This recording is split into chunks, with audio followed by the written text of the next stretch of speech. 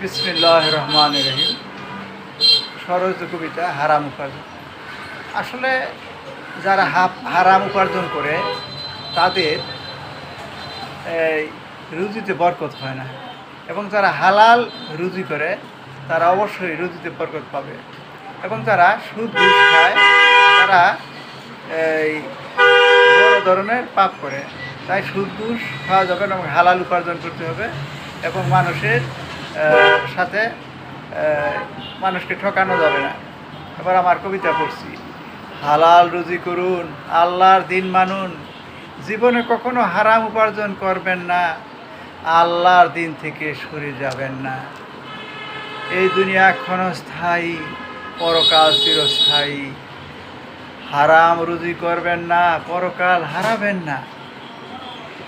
হালাল রুজিতে বরকত বেশি, আল্লাহ হন বেশি খুশি।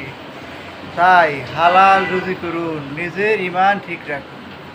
সুদ ঘুষ খাবেন না, বড় পাপ করবেন না, আল্লাহর দিনের বাহিরে যাবেন না।